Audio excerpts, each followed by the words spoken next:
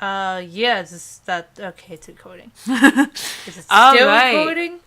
Yes, it is. Hopefully. Okay. All right. Hello. Hello. We don't have an intro or anything to this yet because it's our first episode. But welcome to the Shrieking Geeks. I'm so proud of that name. I'm Glitch. And I am Cakey or Cake Master 14. Just call me Cake. Don't call me Cake Master 14. Don't do it. It's Cakey.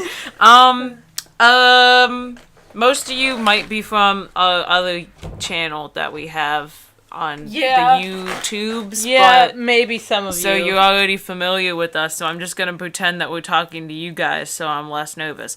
But basically, this is going to be a podcast about the fact that we have very strong feelings about very nerdy things. So basically... By the way, we are going to use the word nerd and geek interchangeably. Not sure if any human on Earth is even bothered by that anymore. But people used to be. So, just for clarification. But anyway... That's what's happening.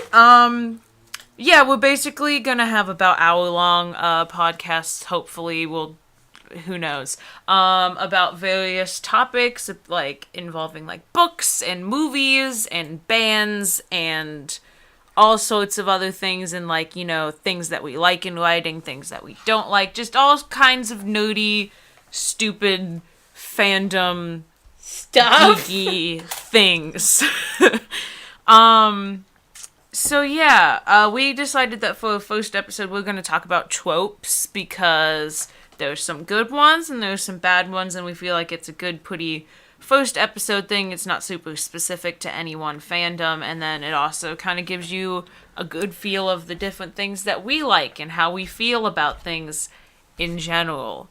So, yes. I guess we should get started. So, you used, like, fancy fonts for all your talking points. I like organized fonts. Mine, bolded some things.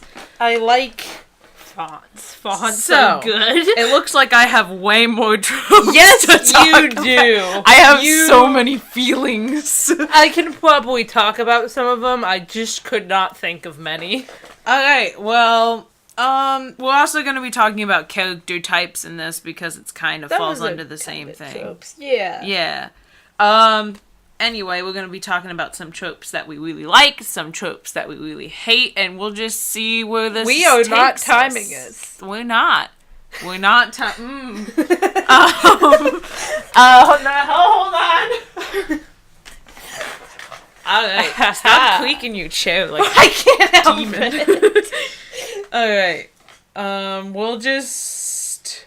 time it from now. If it goes a little, it's not gonna be perfectly an hour. It's fine. Yeah. Alright, so I think probably my favorite trope, like, just out of every, like, cliche that you can give a story of any kind that I just can't, I love it, is happy endings. Yes, I wrote that one down too. Happy endings are good. It's like, they're good, I like them. They're good. Don't like, there are books or movies that I watch that have bad endings, or it's like everybody dies and everything goes, like, completely and horrifically wrong. Every English class book ever. Pretty much, just everyone dies. Like those books, but nothing, like, warms my heart and my soul quite like just...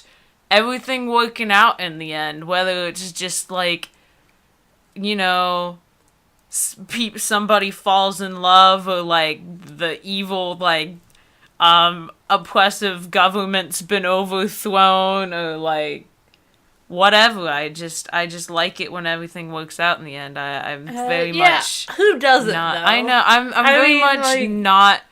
There's some, like, emo person out there. It's like, no, I like it when everything goes tragically and horribly wrong, and that's fair. That's valid.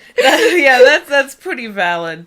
Another side note, we have very strong opinions on things, but we're also very respectful and logical humans. So if you want to talk about things, like, things you agree with us or things that you don't agree with us about, in the comments, just try to keep it respectful, because we shouldn't care this much about anything.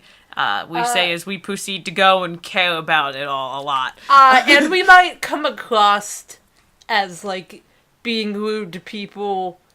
Like, not anyone specifically, just, like, generally be like, you can fight me about... Our sense of humor includes a lot of hyperbole. It's just our humor. We're not serious when we say things like that. Yeah. We're kidding. It's a joke. Yeah. But to get back on the topic, I'm just a sucker for happy endings. It's like, I do think that it can be very impactful when things don't work out, but, like, nothing makes me, like, all of my favorite stories end up working out in the end. Like, I'm not the kind of cynical, I can be pretty cynical, but I'm not the type of cynical person that's like, all the good and all the realistic stories are the ones where the bad guys win. It's like, no, I don't want that. I'm an optimist. I'm a cynical optimist, but I'm an optimist nonetheless. Yeah, you can be both. I'm both. Yeah. It's weird, but it happened. It happened. Everything about me as a person is a contradiction. Anyway. Yeah, that's true. So that's me as well. Another one I really enjoy, road trips. Yes, I wrote that one down as well. We have very similar opinions on anything. That's how this podcast is probably going to even work. Yeah, fun fact, every time we would sit down and be like, so we need topics for podcast, we would just end up talking for like 15 minutes about the subject that we suggested. And then we'd be like, well, there, we can do it. That's how we actually chose to do a podcast about things we like. Because we were like, well, we want to do a podcast, what should we do it about? And we can just be like, we can do it about things we like. And then we started listing off topics we could do it over, and we'd like rant for like 20 minutes about them. And we're like, yeah, we could definitely do that, I think. But yeah, road trips, I love them. I'm all for, like, the good teen movie trope plots. Like, if there are a lot of bad teen movies, a lot of bad young adult novels, but if it's good, I love them. I just love that kind of, like, happy summertime, like, spontaneous teen aesthetic where you're, like, going on road trips and, like, getting to, try new things and, be closer friends with the people around you. I love it. I love it. At one point when we're adults, I'm just going to walk up to you one day and we're going to go on a road trip. I might go on a road trip at some point in the near future because one of my friends is going to college in a different state, so me and my friends might just be like, beep, beep, coming to visit you. We'll see how that goes. But yeah, love road trips. I love reading about road trips. One of the books that I read... Never been on a road trip. Really want to. Might be living vicariously through these people, but I love it anyway. I've been on a really bad road trip. I mean, when we drove down to Georgia on vacation count? That was... No. That was less of a road trip. A road trip is it requires, like, stopping at places for, like, at least... If not to, like, see sights, you usually do, but just to, like, stay the night. We just drove for 12 hours straight. And only left to see the gas station that we were gonna go take a piss in. So, yeah. I don't count that as a road trip. If it does technically count as a road trip, it was an awful one. I want to go on, like, a good road trip. I know, me too. But yeah, one of the books that I read recently, and you read it too, like, it's called Looking for Goop. Highly recommend. It was a good book. It's road trip book. Road trip teen book. Love it. Love it. It's basically these two kids and their internet friends, and then they meet up in real life and go on a road trip to the other side of the country to go look for a ship that got wrecked in the desert and try to find some pearls. I love it. It was a good. It was sounds a weird very book. Random, but it was a weird book. Like, that's such a weird premise. Like, road trips, obviously that's a trope we're talking about in our trope episode. But then it's like, and they're going to look for a buried shipwreck full of pearls in California. And it's like, that doesn't sound like a teen book premise, but okay. It was really good, and, like, the characters in it are diverse, and they're really, like, well thought out and well written. Like, they're both very complex and very human, and I liked it a lot. And I really like the book kind of felt kind of like a haze, because it's like they never fully described everything, but they, like, very deeply described, like, the emotions or, like, something that was very deeply affecting the main character, like the lighting or, like, how he felt or, like, the vibrations of, like, the car he was in. And it was just really interesting, and it was written in, like, a really cool way, and I really enjoyed it, so I highly recommend that book. But, yeah, and then another thing with Road Trip, it wasn't, like, the whole book, which what I've noticed it usually is, like, the main plot of some kind of road trip. Paper Towns had a road trip thing at the end. Like, the last few chapters. I loved that. That was good. That was a good road trip. I liked that road trip. That was a good book, too. The movie, not so much. I have angry feelings about the movie. The movie wasn't even bad. Never seen the movie. The movie wasn't even, like, a bad movie. They just changed the ending so much that I, like, left the movie theater really angry. But yeah, Paper Towns was a good book. I enjoy. But yeah, road trips at least in books. I don't really remember any movies that I've seen that feature, like, road trips. Yeah, like, teen books with road trips. I like teen books, unless the main character... Usually if I don't like a teen book, it's usually because of the characters. For some reason, I guess, people, even if they're in, like, their 20s, just find writing teenagers utterly perplexing or something. Because I have read some pretty awful teen. Yeah, I've read some where it's like all the characters. We can swear on this podcast. We agreed upon that, right? Right, it's rated PG-13. If you came over here from our YouTube channel and you were like 5, please leave. Please leave right now. We will say the fuck word occasionally. But yeah, no, I haven't really seen any movies that involve road trips, but, like, books that involve road trips and have well-written characters are good. And then like, any book that doesn't have well-written characters, no matter how interesting the plot line is automatically a bad book for me. That's why I didn't like Divergent when I read it, because, well, one, I got like 3/4 of the way through the book and nothing happened. And then second, every single character was really badly written and irritated me even when you were supposed to like them. So that's why I didn't like The Museum of Intangible Things. That's a road trip teen book. Absolutely awful. Probably the worst book I've ever fucking read in my life.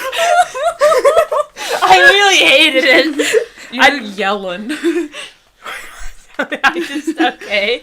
So road trips are good when the characters are good and when it's done well. But overall, the premise of a road trip I really enjoy, but it can be brought down horrifically by bad characters.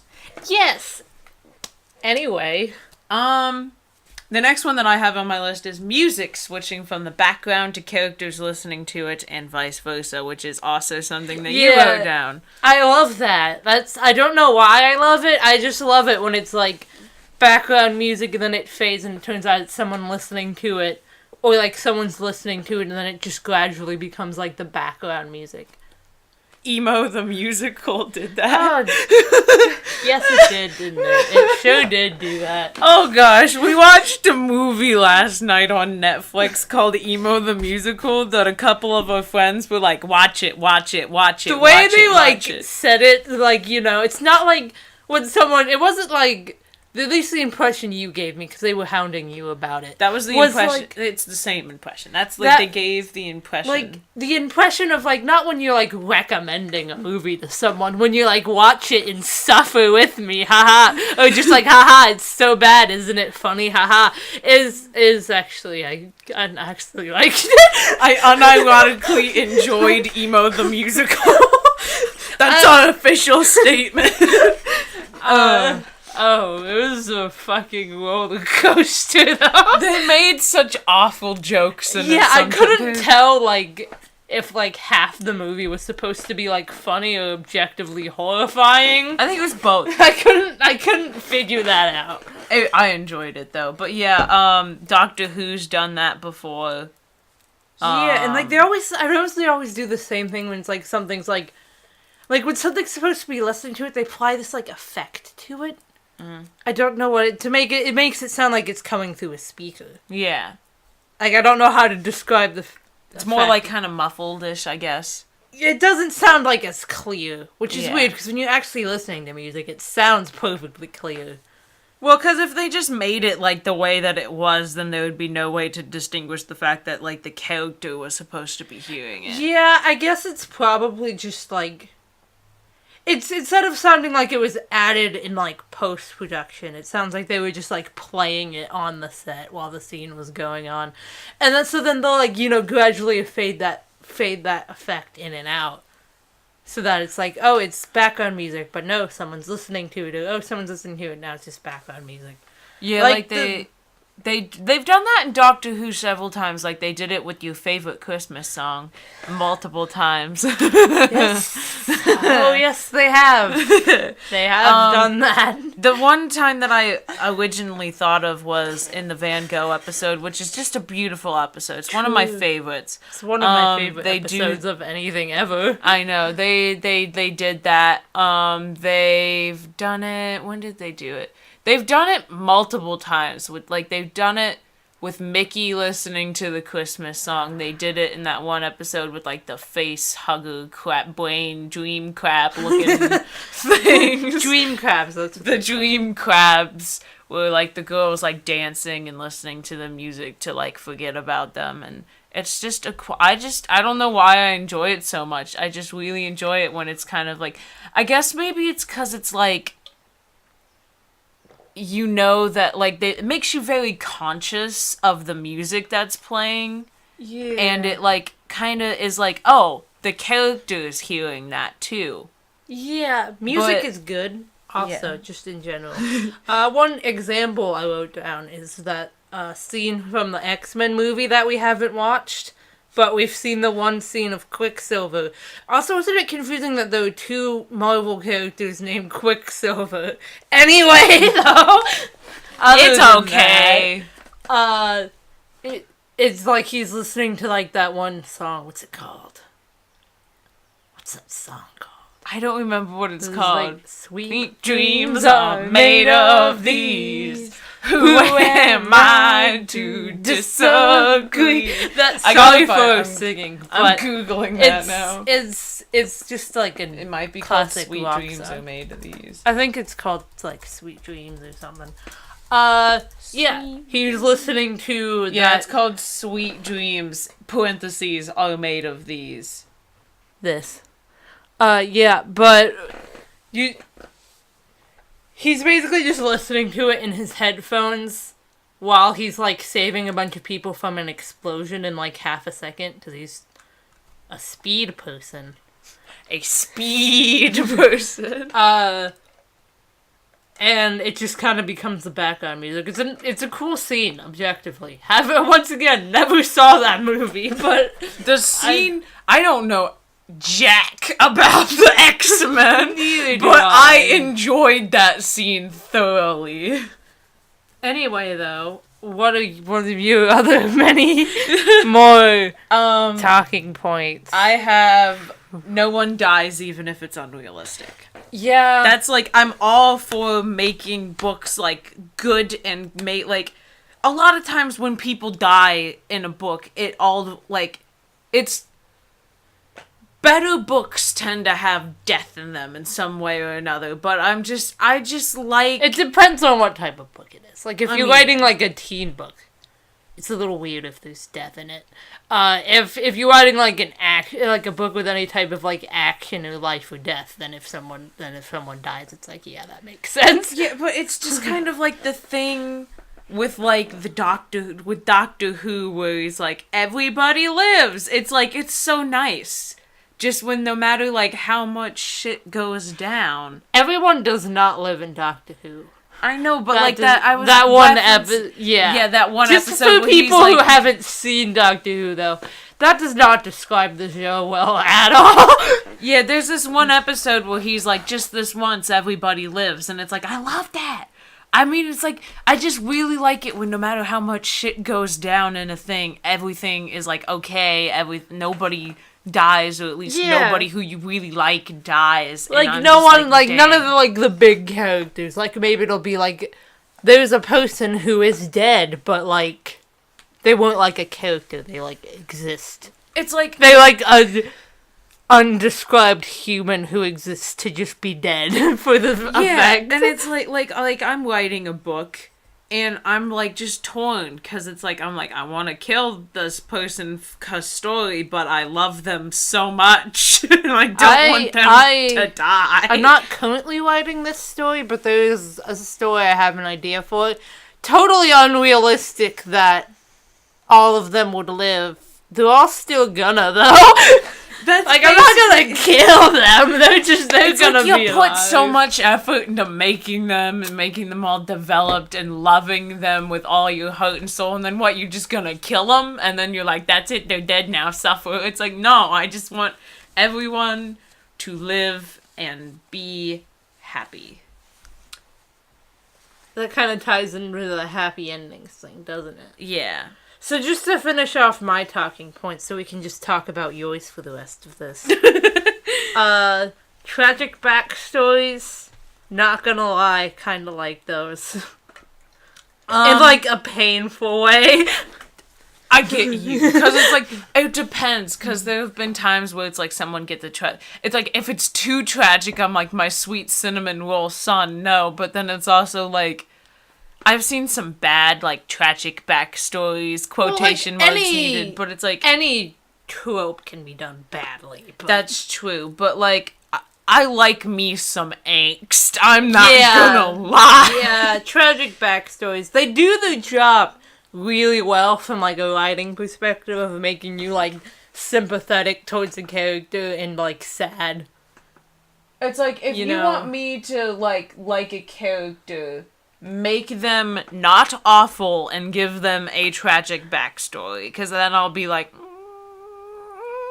especially if you make them like the sweetest, most kindest person, and then they're like, anyway, they've had the tragic, and then you're just like, no, and it makes me love them so much more. It's like such like a trope. Like it seems like everyone has like a tragic backstory, but I like it. A lot of people are like, it's so overdone. It's like, yeah, you don't need to give your character a tragic backstory, but they're good. I like them. And then sometimes the lack of a tragic backstory in, like, certain characters is, like, good. It's like, I really like it. I want there. And I'm pretty much kind of adding this to my story that I'm writing. It's like a character who is awful, like, just a complete and total bitch for no reason. Like, they don't have a tragic backstory. They don't have some, like, humanizing or sympathetic reason that they're the way they are. They just like that because they want to be, and they're just an awful person, and that's it. Like, they don't have a redeeming quality. It's just like, they suck! That's the explanation! Like, they're just bad! See, I like that. I mean, most people would be like, your villain has to have a motivation. It's like, they have to have a reason for doing things. They don't have to have a reason for just being suckish. Yeah, it's like, a couple of my characters, it's like they do bad things. Why? Because they want power. They want money. They think it's fun. It's like, they don't have some kind of tragic backstory that leads to why they think it's fun. They're just psychotic. Yeah. On the other hand, though, I do like villains that have like tragic backstories, especially if it's like, oh, I just remembered one that I wanted to write down. Probably go more into characters, but I like villains when they like have a tragic backstory and then they get like redemption arc. I love it. I love it. Yeah, me too. I love it. Generally, also, villains getting redemption arcs. That's good. I like that. That's a good trope, yeah. And I do like giving villains tragic. It's like, I'm like 50-50, because it's like, I like giving... I like it when a villain has a tragic backstory, like some really deep, complex reason to why they are the way they are, and something that makes them humanized, and something that makes them, like, gives them, like, a sympathetic element to it, even if you still can't like them because they're awful. But I also like it when you can just be like, heh, they suck. Why? 'Cause they do. Well, the good news is there's plenty of villains for both of those things, too. Yeah.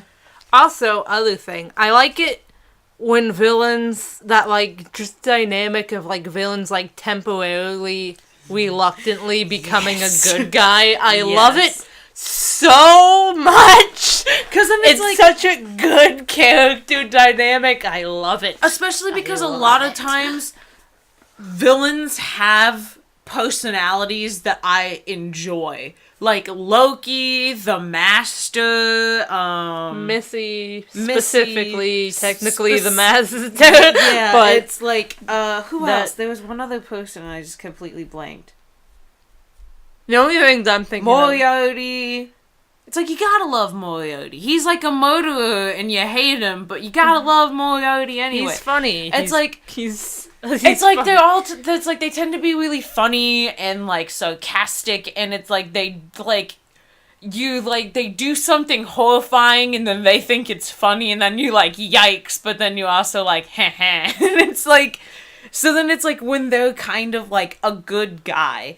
And then it's like, one, it cranks the sarcasm up to like level 2000 because they don't want to be a good guy, or they're just kind of like barely scraping by on the good guy thing, and then they're really like angry and like angsty about it, and then it's like, but then it's like they're being good. They're not, murdering people. They're not causing issues. They're just kind of there, and they're just kind of like... So you can just, like, there's no hang-ups on appreciating them.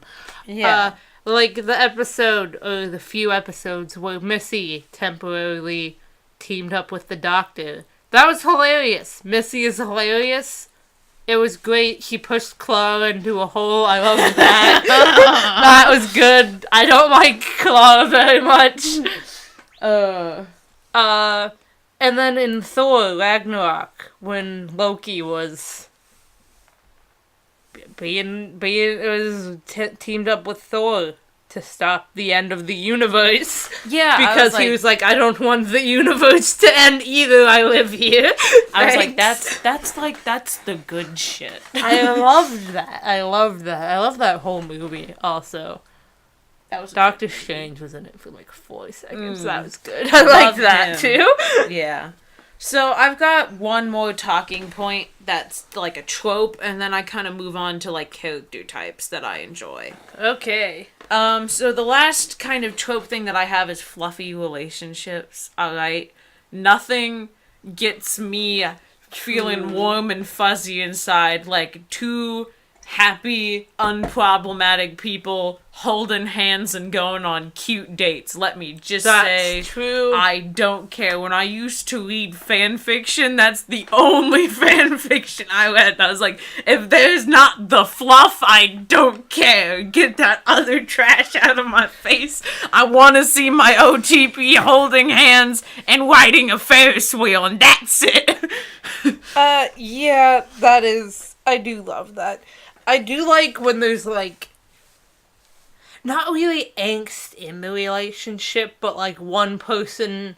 Because, like, I don't like, drama in relationships, because it's usually, like, either stupid or something. But, like... If it's good drama, like, if there's, like, legit turmoil, then I'm like, as long as it gets resolved in the end. Yeah, I like it when, like... one character is, like, being angsty about something, though. And, like, the other person is, like, there, and it's cute. That falls under the fluffy things, because it's, I like, like them, like, dealing with, like, I don't really like angst in a ship or anything, but I like it when they're both dealing with their personal character angst together. I know, but that falls under fluffy. It's like, yeah, that's it's like Fakir and Duck. Fakir is really he's like an angsty boy. He's like really sarcastic and grumpy. And Duck is just the purest ray of sunshine. And they're so cute together. And they're so pure. And they love each other so much. And I want nothing more than like an entire spin-off series of just them going on cute dates and living their best life. I'd probably punch myself in the face. I'm getting super happy just thinking about it. I love fluffy relationships so much. Yeah, angsty relationships, they can, like, fuck off, probably. I don't like just angsty relationships where it's like they're always fighting or there's always something dramatic happening. But I do appreciate when there's like maybe like a fluffy relationship that then has some angst in it. It has like a moment of angst. Yeah. Like an argument or a fight or something. Yeah, that's fine. That's good. But like relationships that like are like mostly angst. No. Yeah, it's like I like it like in a story, if there's a couple and they're really good together and they love each other and they're really cute, and then maybe something happens and they hit a rough patch and it's done well, and then it's like they work it out and then they're even closer than they were before, then I'm like, yes! Yes! True. I do love that. But overall, just fluffy relationships hit me right in the heart. So, what about your character types? So, I have many different character I have types. 2. Okay. So. They're overlapping if I'm looking at this. I'm going to start off with sarcastic assholes who aren't actually assholes. Yes. Yes, that's one of mine. I've cited some examples. Doctor Strange, Fakir, Sherlock, probably more. I just love it when it's like they're a good guy and they're like nice and they do good things and they like have like people that they care about and who they're like, this is my human and I enjoy this human. But then it's like they're normally really grumpy and angry and sarcastic and they're like, ugh, I hate this. I hate everyone. Doctor like Strange April too. Yes, April from Parks and Rec. What I love her. Doctor Strange kind of became, like, less sarcastic. He's still, like, pretty sarcastic. He's very easily exasperated as well. But, like, he kind of lost, like, the overconfident asshole with some character development. So now he's just not, like, sarcastic, pure cinnamon roll. Yeah, it's like he's not cocky anymore. He's just really sarcastic. And then, like, in Thor Ragnarok, when, like, Thor was, like, just saying things, he would just be like, oh my gosh, you're so dumb. Your brother's so dumb. That's why I threw him in the falling dimension. He's just like a pure cinnamon roll with a side of sarcasm and exasperation. Yeah.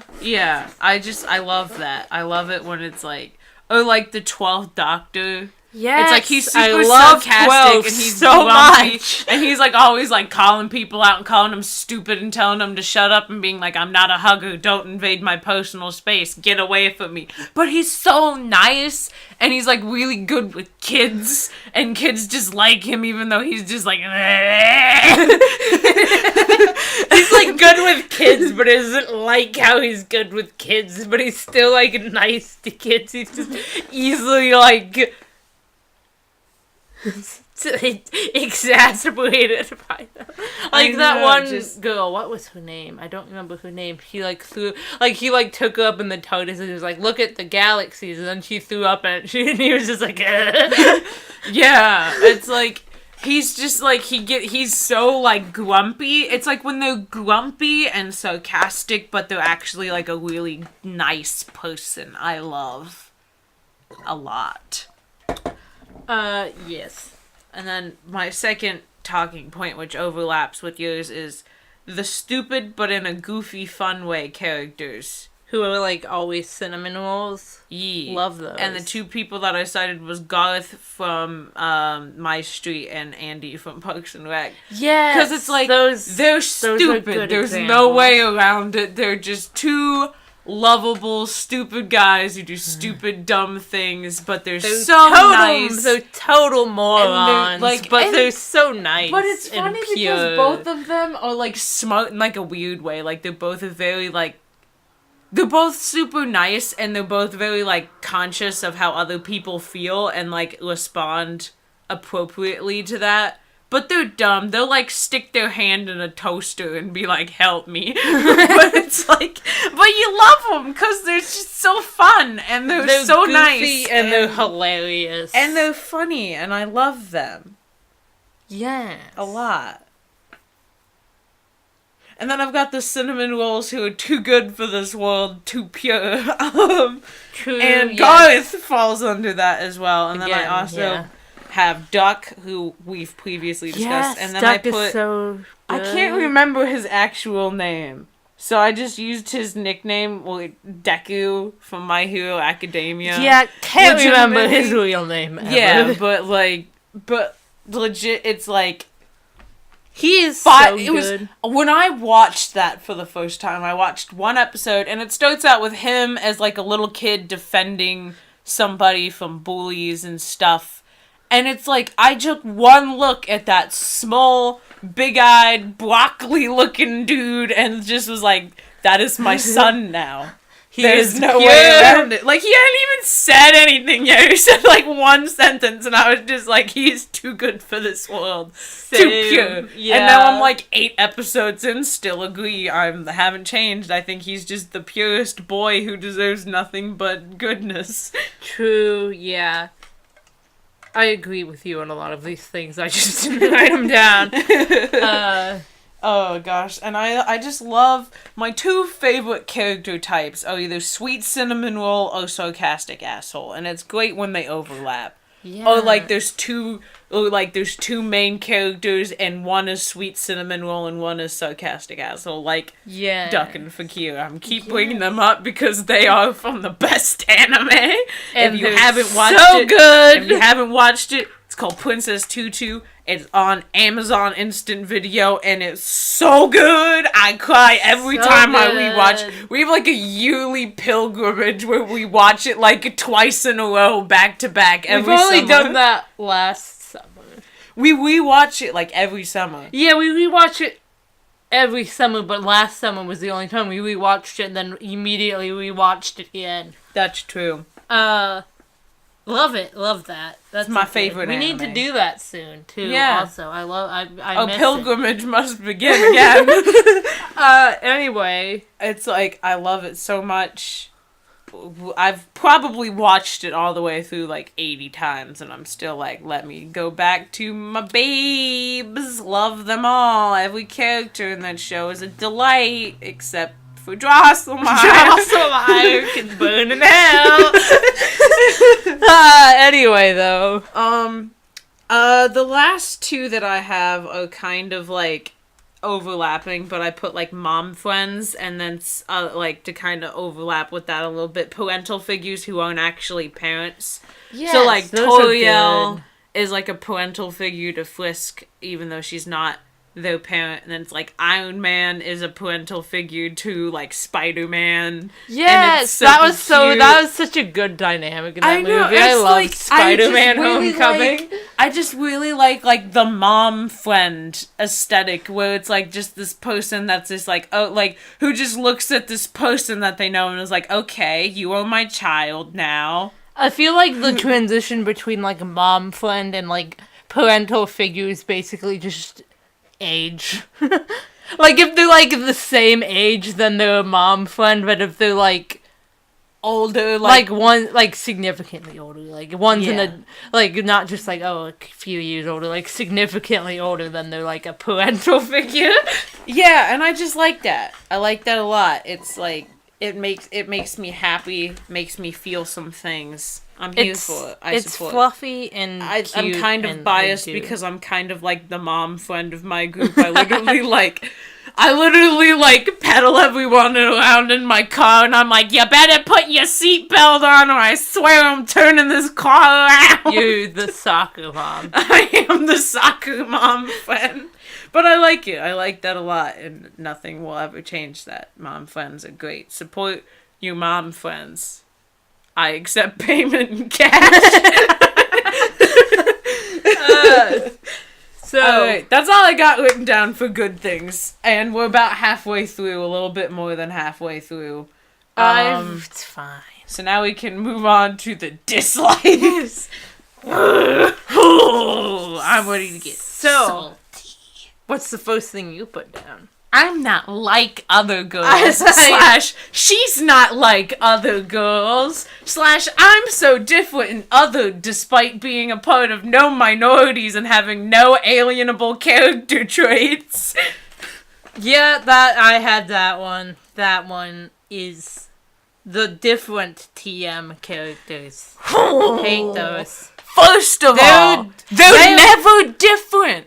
there's characters who are actually different from other people and are actually, like, alienated and actually have, like, qualities that make them unique, but the different TM characters have legitimately no defining character traits, like, at all, and definitely not any that would make them, like, stick out or, like, be picked on or anything. Yeah, one good comparison between, different TM characters and characters that actually have, like, reasons to feel like they're maybe a bit othered is, like, a good comparison between two teen books. One's Looking for Goop, which you have read. Yeah. The other's A Museum of Unchangeable Things, which I hate.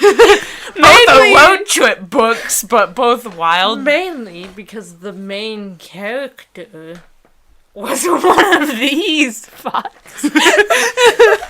Wasn't, like, the first paragraph of that book her, like, talking about how she's so different because boys don't like her because they only like girls from the preppy side of town, and how she's not the preppy. ones who, like, live by the sea instead of, like, the scummy old lake they all go and swim in. Because, I mean, the only thing she actually had any right to complain about is that she kind of lived in a shit neighborhood. Mm-hmm. Like, it wasn't like it was, like, crime-riddled or anything. It was just, like, the school they went to was, like, kind of, like, underfunded, and the only thing they had to do was, like, there was, like, a closed amusement park that, like, shut down a while ago in, like, some cruddy lake. So it was, like, you know, okay, you could probably complain about living in a kind of crummy neighborhood, that's fair, but you're perfectly average. Yeah, so there was those characters, and then there were the characters in Looking for Goop who felt othered, one because she was trans and her dad didn't accept her for that, and then the other one because he was queer. He recently recovered from cancer, and his mom was both pissed at him for having cancer and then pissed at him for not having cancer. They were dirt poor, lived in a crappy neighborhood, and he basically didn't have any friends except for the one friend who he met online because he didn't go to school because he had cancer, and he was really angry and bitter at the world, understandably, because he had cancer. But he wasn't like, I'm so weird and different. He was just like, listen, I'm a World of Warcraft nerd, and I'm pissed at everything and everyone. I loved him. He was good. He was a good character. Liked him a lot.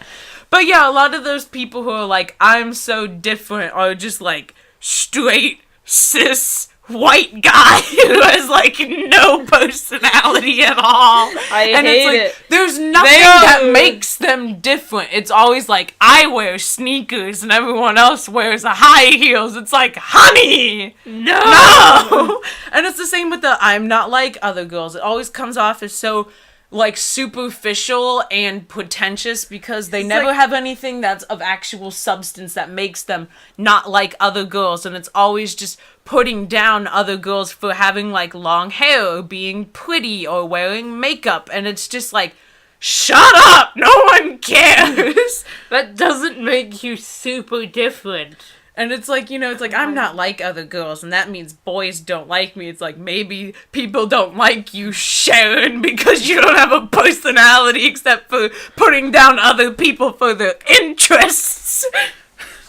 It's like, listen, and having a superiority complex over nothing. It's like, listen, I'm all for, like, edgy characters who are, like, ready to fight the world and, like, conformity and stuff. I'm there for that. That's not how that is, though. That's not... I'm sure you guys understand.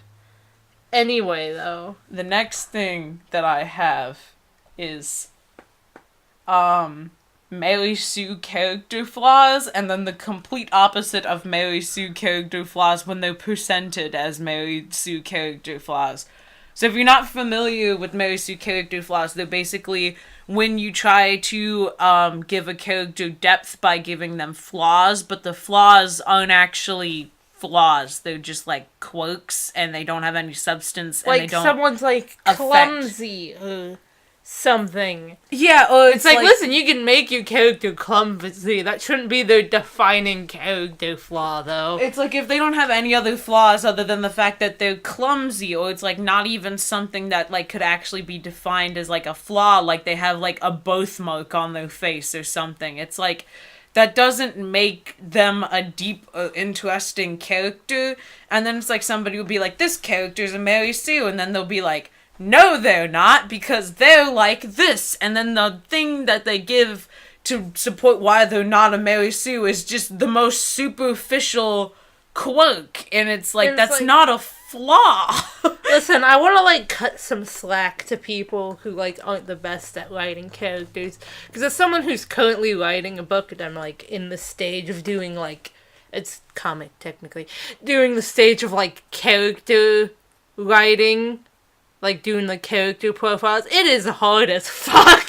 It is. And, like, I totally support that. I just totally get it, because it's, like, literally one of the big challenges that I had with the book that I'm writing is that I was afraid that one of my characters was, like, a Mary Sue, because it's, like, she's super nice, and it was, like, basically one of her biggest characters. It's, like, some of her, like, things about her that made her not perfect were like, she can't have a conversation because she's lived alone in the woods for 400 years. Or it's like, she blames herself for the actions of others, and those aren't really, like, good flaws, but I'm adding more to her character, and I just don't like it when people, and I recognize that there needs to be more depth to that, and I just don't like reading a book or, like, experiencing some form of media where it's like the character like doesn't have like nobody like they don't have like anything wrong with them, I guess. I feel like I get like a little bit of like, you probably have it harder than me because the thing I'm writing is like supposed to be a comedy. And when you're writing a comedy, so like all the characters are like really cartoonish and like exaggerate with like really exaggerated personalities. Because they're supposed to be funny, so you don't always have to write them, like, super realistically. Yeah. So it's like, you don't really find Mary Sue's in, like, comedy. Yeah. Because it's like, you know, it's like, flaws tend to be, like, proportional to, like, the intensity of character flaws, I've noticed, seems like it should be, like, proportional to the intensity of a plot. Like, if you think about it, like, someone... Like, a flawed hero in, like, an intense action novel might be someone who's, like, a hero, but they're kind of violent. Like, they're way more violent than the other characters. If you put that flaw into, like, a teen book, they'd be, like, a psychopath. But if you put it into, like, intense action novel, it's, like, a character flaw. It's like... A character that kills people in an action book is someone who's sufficiently flawed, and a character who kills people in a teen movie is very concerning. So... You know, there's kind of like a proportionalness, and one thing I've also noticed is that comedy has like no rules, essentially. You can just do whatever the fuck you want. It's part of the reason I'm writing this idea first. It's easier. And the thing about Mary Sue's is that overall they don't bug me that much. It mainly bugs me when it's like, somebody's like, they're not a Mary Sue because they have this insubstantial, like, flaw. It's like, if they're a Mary Sue, just say they're a Mary Sue. Just accept it and move on. And if you really don't want them to be a Mary Sue, then give them something of substance. But they don't bug me as much as my next talking point, which is presenting very serious character flaws as charming or cute or not addressing them at all. It's like when people romanticize characters who are like murderers and like psychopaths, and they're like, "Oh, my sweet problematic fave cinnamon roll murderer son." It's like, why are you doing that? You can like a villain Because the good thing about fiction is that you don't have to morally justify yourself because it's not real. Yeah, it's like... No one's actually getting hurt, so you can like the crazy person if you want. It's like, I can like Moriarty because he's funny and he's a good villain and he's sarcastic and you just gotta love him. And he's fake. Like, and he's fake. So it doesn't matter that he's murdering people because it's not real. But if you're like, yes, Moriarty, my misunderstood cinnamon roll son, it's like, what do you know? He's not. He's crazy. And it's even he's worse funny, but he's crazy. It's annoying when the fan base does it, but it's even more annoying when it happens when the story does it. And I'm gonna talk about a series that it's a YouTube series, My Street. If you're from our YouTube channel, good chance you've heard of it. And if you're not from our YouTube channel, I don't know. Probably, it depends on what kind of areas of YouTube you try. It's a Minecraft thing, which obviously makes it seem like dumb, but it's like... I'm sure some of you who aren't from a YouTube channel just like cringed out of you. You're so probably just cringed out of your body. But it's not like it's about Minecraft. She just kind of uses that as like a medium to tell her stories. And it's usually... I'm gonna say usually, because we're about to complain about it. It's usually really well written, and it has like legit voice acting. Like it's not like the voice literal professional voice actors. It has professional voice actors. It has a lot of like editing done to it. Like it's heavily modded, so it's like a lot better and a lot more high production. And it's not like, oh yeah, doing this because Minecraft. It's like it's just like the medium. It's basically like animation but easier. Yeah.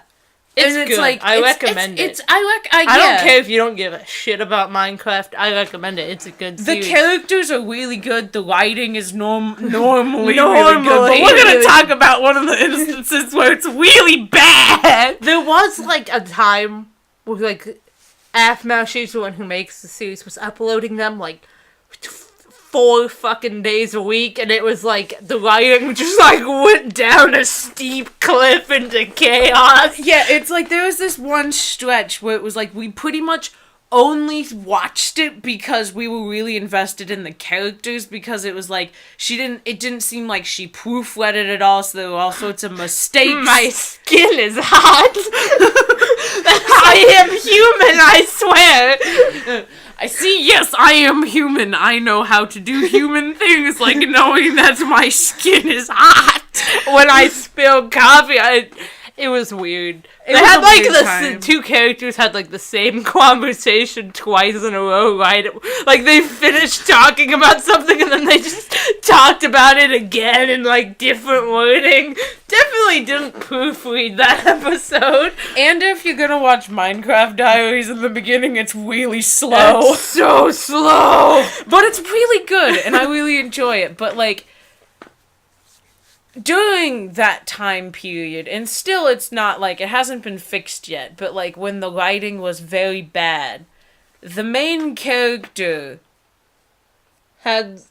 everyone thought she was a Mary Sue. They treated her like a Mary Sue because it was like, oh, the only things is that she's forgetful or like overly forgiving or like clumsy, and it's like they were like, those are just Mary Sue flaws, but she's actually like a horrible, very deeply flawed person, and no one addressed it, which was worse.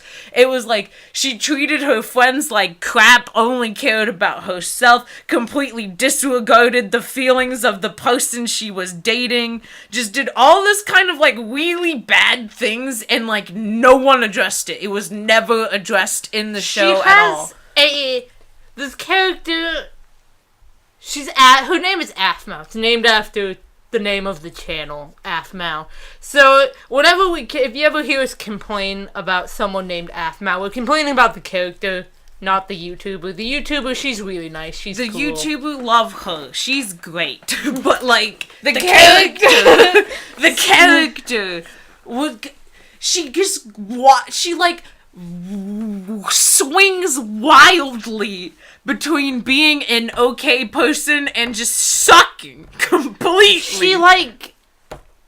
We talked about this so much a while ago. She has, like, a habit of, like, ignoring her friends and their problems. So it's, like, something really, like, her friends will be, like, I remember it was, like, every time her friends had a problem, she, like, never helped them, never, like, reached out to them, was never, like, supportive. But then when, like, in one episode of one of the series, it was like she was having a bad day and everybody was busy. It's not even like they were like outrightly ignoring her, but they were just busy and they couldn't hang out and make her feel better. And she got really depressed and was like, oh, my friends hate me. And it's like, that's valid, I guess. If you're having a bad day, you're probably gonna be like, and then everybody's busy, it sucks. There's no denying that that's valid. But the fact is that she never did that for them, and then when they didn't, like, she never was supportive to them just because she was too self-absorbed, and then when they didn't help her because they legitimately had other things that they were doing and they didn't even know what was going on with her, she got, like, mad at them. Yeah, she, like, she never would, like, drop everything to help her friends, but she always expected her friends to drop everything to help her. And then in Minecraft Diaries, which was, like, the main original, like, OG series, and now it's on a different channel. My Street is, like, a spin-off of it that's supposed to be, like, Minecraft Diaries is, like, intense fantasy, and then My Street is, like, the comedy spin-off of it that's set, like... It was? It used to be the comedy... Now it's gotten pretty intense, but it was originally the comedy spin-off that takes place in, like, suburbia, but they still had, like, the fantasy elements. Like, there was still, like, there was a character who's a witch, she's still a witch in the spin-off. But in Minecraft Diaries, it was like, the way she tweets my boy Garth, let me hold... Garth is great. He's my favorite. She does a bunch of spin-off series with, like, the same characters, and it's really cool, and no matter how different he is in every series, Garth is always my favorite. I love him. I could do probably a whole podcast on why Garth is great. And she treats him horribly in Minecraft Diaries. He's, like, in love with her, and she does all this bad stuff. She leaves Lawrence in hell on, like, 3 different occasions. Lawrence is a whole nother thing. Don't get me started on him. And it's like, she just expects all of her friends... And I mean, like, in Minecraft Diaries, a lot of her friends are guards who are, like, sworn to protect her, so I mean, I guess, like a lord. She's a lord. She's basically, like, a ruler. She's royalty. Yeah, but it's, like... Of, like, a singular she's town. like, you guys aren't just my guards, you're my friends, and I love you, but she never helps them. Literally, one of them straight up died, and she was sad for, like, 3 seconds, and then was like, anyway, back to me. And the thing is that it's really aggravating, but the thing that is most aggravating about it is no one talked about it. None of the fan base talks about these deep-seated flaws that she has as a character. They're just like, oh, she's a Mary Sue. She's perfect. There's nothing wrong with her. And it's like, people are either like, she's not a Mary Sue because she's forgetful and quirky.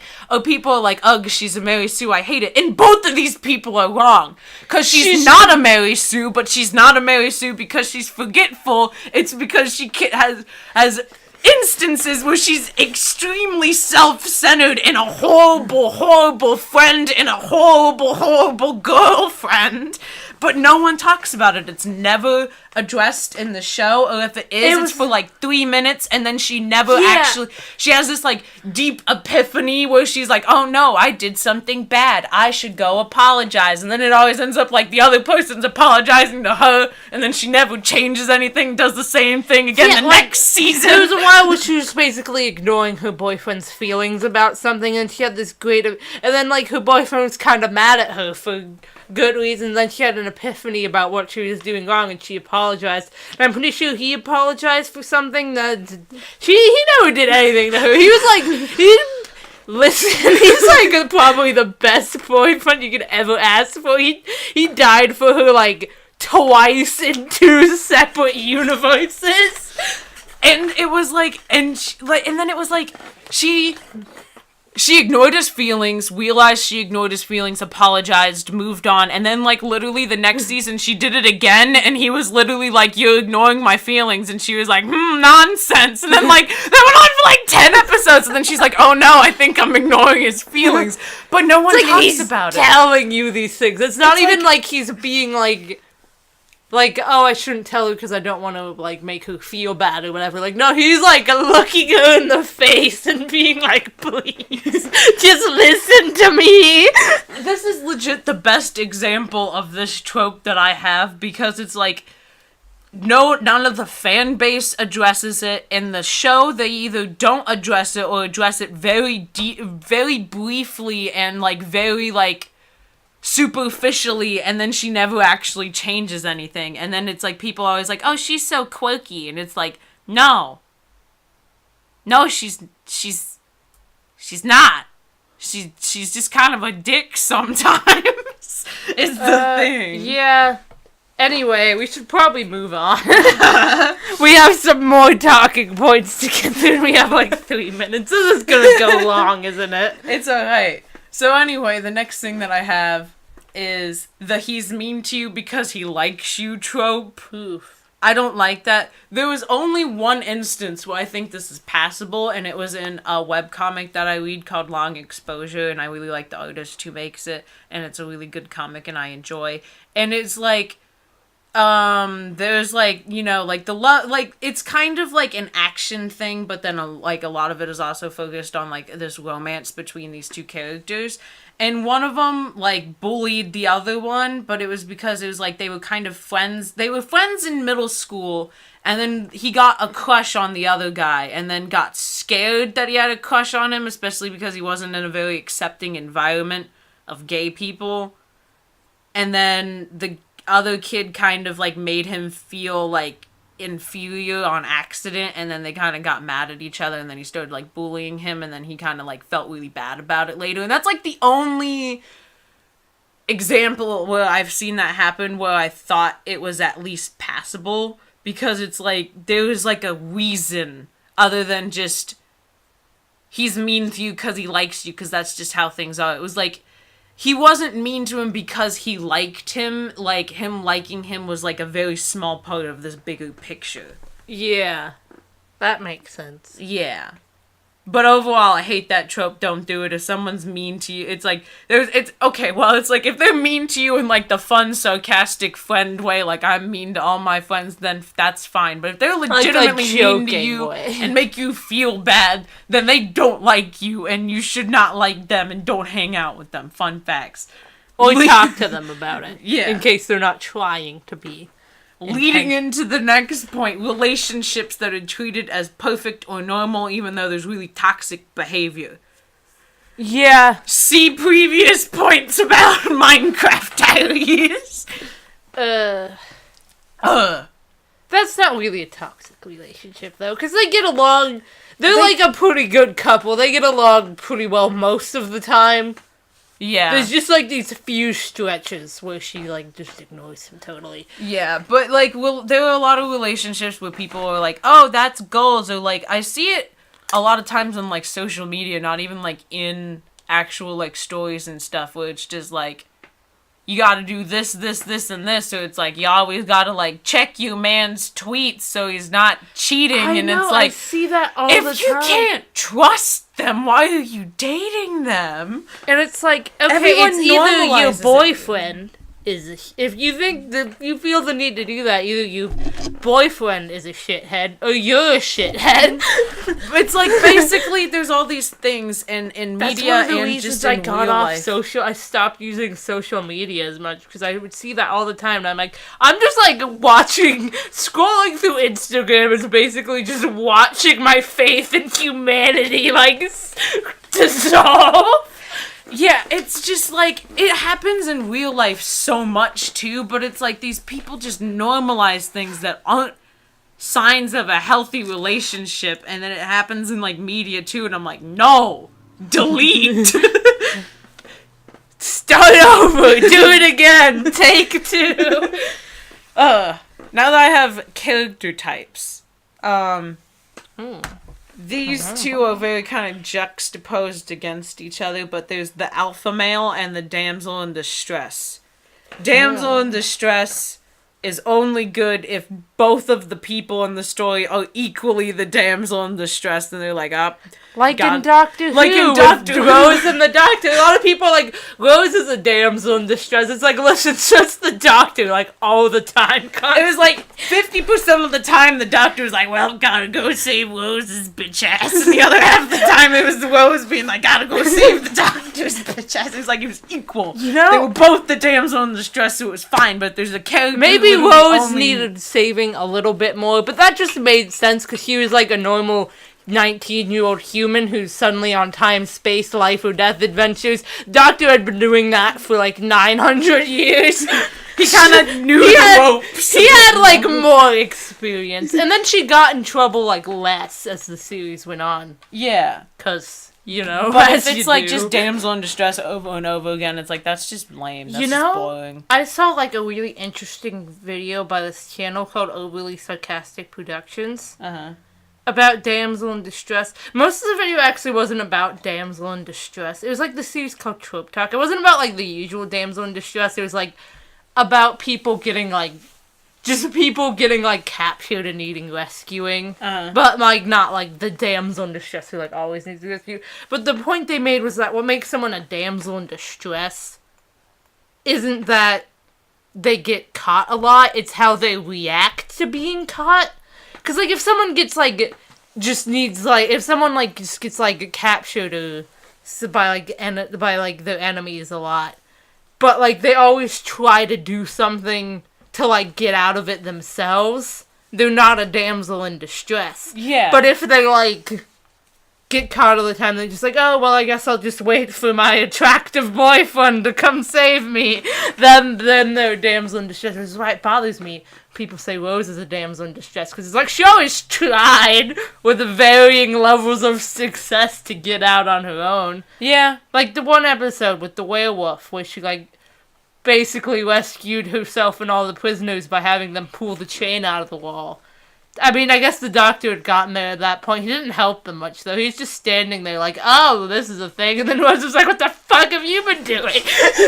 We're over here about to get eaten and you're up having tea with the Queen, literally. But yeah. So he didn't actually, like, help him. He, like, showed up at that point. He wasn't much help, though. Yeah. They were, like, basically free at that point. Yeah, but yeah, damsels in distress, unless it's, like, addressed well, or it's, like, they're not... It's, like, either both people have to equally be the damsel in distress, or it's, like, they gotta, like, try to help. They can't be, like, just... Damsel in distress is, like, not a good character. Like, I know in, like, your webcomic, you have, like, a character who's, like, a damsel in distress, but she doesn't like it, so she's like, really... She's really incompetent, but she doesn't want to be because she's, like, a princess, and, you know, and, like, a pretty... She's not a warrior princess. She's just kind of like, well, this sucks all the time, and she's really pissed. I love her. Yeah, but it's like, she's a damsel in distress. She's been a damsel in distress because she keeps getting, like, locked up in towers and all that, like, stereotypical princess fairy tale stuff, but she doesn't like it, she's so like she a does very something about stereotypical damsel in distress, but she's, like, really pissed about it. Yeah.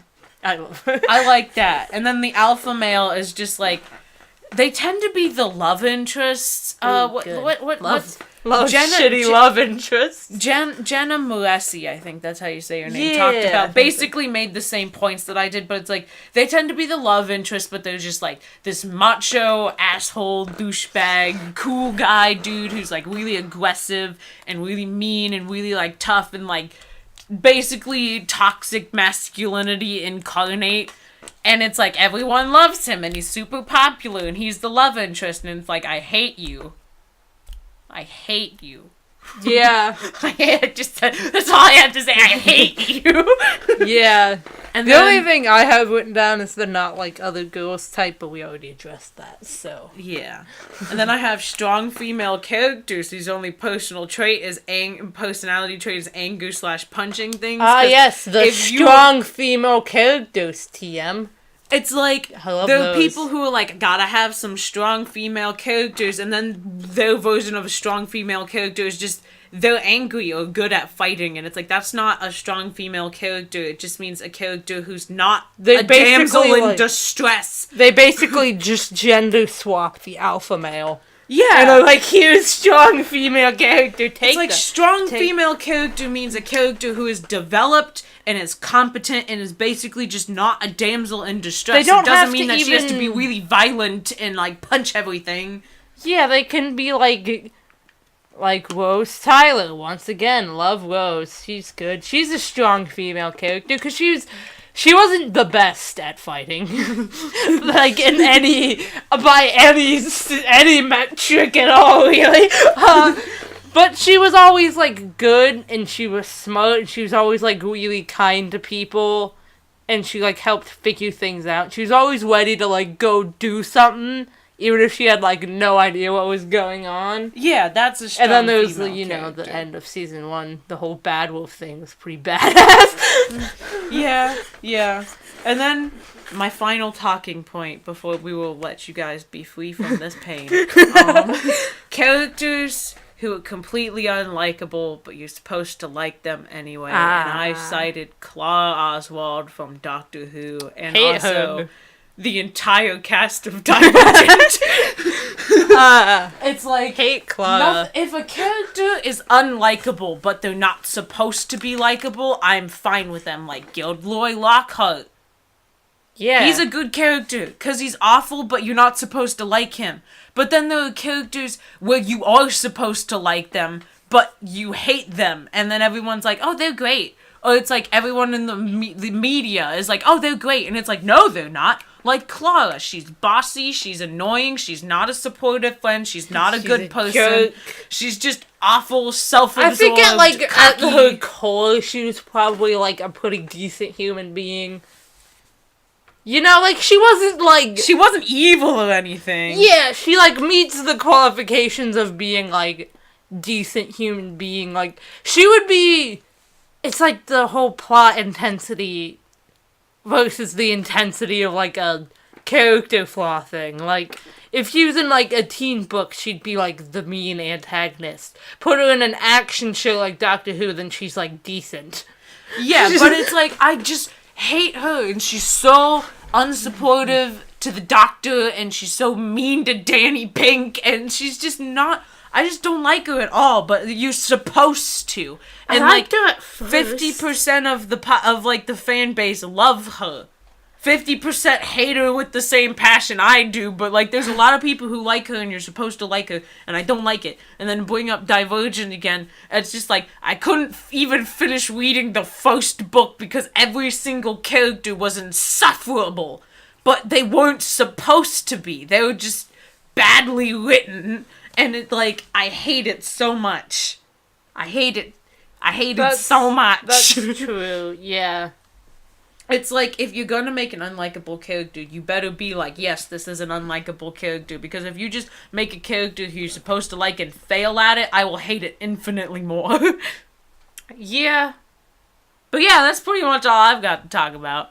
I don't have anything else either. But yeah, we hope you enjoyed our first episode. I think you got a pretty good feel of who we are in terms of opinions on various things.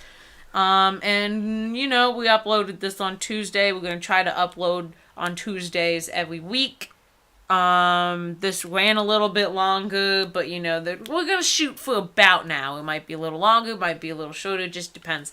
But we hope you guys enjoyed listening to us rant about nerdy things, and if you did, then you can like this video and you can subscribe to our channel. This is a podcast. Yeah. Not a YouTube video. You're right. Well, it's gonna be on some things. If you're watching this on YouTube, then you can subscribe.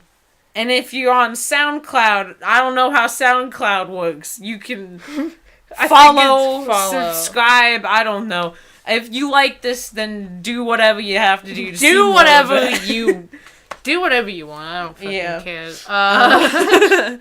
But yeah, this has been the first episode of the Shrieking Geeks, named after a card game. Card?